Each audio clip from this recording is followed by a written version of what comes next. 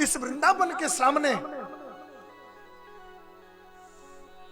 सन 2007 में मैं पहली बार छत्तीसगढ़ गया था और छत्तीसगढ़ में एक अंबिकापुर शहर है, सरगुजा जिला। वैसे तो हम लोग पूरे भारतवर्ष में ही जाते रहते हैं, लेकिन विशेष करके बिहार, झारखंड, उत्तर प्रदेश, राजस्थान और छत्तीसगढ़, मध्य प्रदेश, ये राज्य तो हम लोग किसी से जिला नहीं पूछते, सीधा उसके कॉलोनी का नाम पूछते हैं। हाँ, छत्तीसगढ़ से आए तो आप अपने कॉलोनी का नाम बताओ, मेरे को जिला कस्बा सब मालूम है।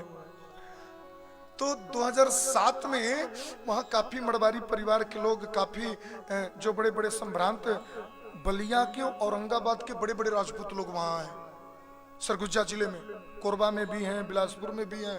तो मेरे से लोग बोले, मैं उसमें छोटा सा था ना, नन्हा सा, तो सगरे छत्तीसगढ़ी लोग बोले कि बाबा तुमन यही जगह रुक जावा, पैसा कमाए बर पंडिताई करत है ना।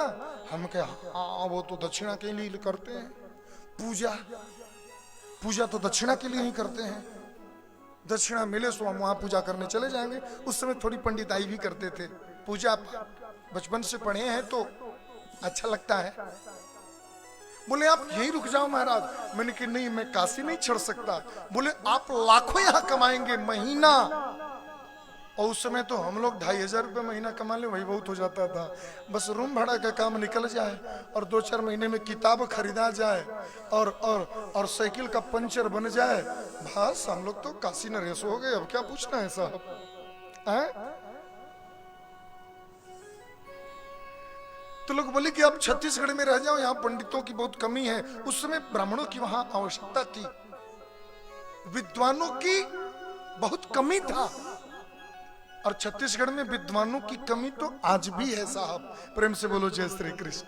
क्योंकि साल में कम से कम 3-4 बार तो मैं छत्तीसगढ़ जाते रहता हूँ, अंबिकापुर, कोरबा, नानघाट और ये शंकरगढ़ वगैरह है, इधर जाते रहते हैं। काफ़ी अपने बिहार के और उत्तर प्रदेश के भी बड़े बड़े उद्योगपति लोग, मनेंद्रगढ़ वगैरह में इस्पात फैक्ट्री, लोहे की फैक्ट्री आदि लगाए हैं लोग, तो आना जाना होते रहता है।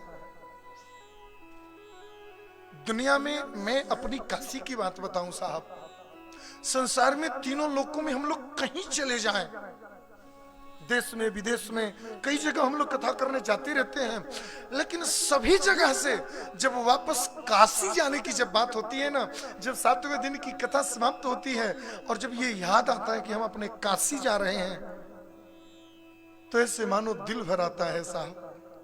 और काशी के एक परिसीमा में प्रवेश करने के बाद एक अलग प्रकार की अनुभूति, एक अलग प्रकार का अवघड़पन, एक अलग प्रकार का अक्खड़पन और एक अलग प्रकार के जीवन की अनुभूति होने लग जाती है। और अपने दिल की बात मैं बताऊं तो काशी के गंगा के घाटों पर जाने के बाद बड़े बड़े विद्वान, बड़े बड़े योगी भी अपनी विद्वता, अपनी व्यास मर्यादा और अपनी सब कुछ भूल करके और बाबा के अवघड़दानी के मजे में रम जाते हैं साहब।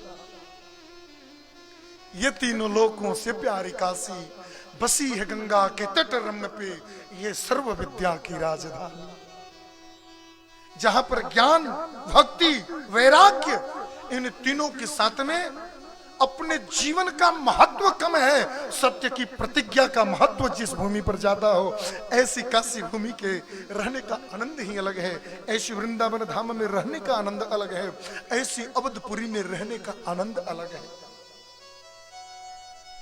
दौलत की चाह हो तो डिमांड तो सिंगापुर, मलेशिया, इंडोनेशिया, अमेरिका जैसे देशों में है। आप जैसे पंडित आ जाए तो अरबों कमा सकते हैं। रणदेव साहब, अपनी अन्नपूर्णा की कृपा होगी तो हम खरबपति यही हैं, क्योंकि मैं खरबपति बाप का बेटा जो हूँ, विश्वनाथ का औलाद जो हूँ मैं,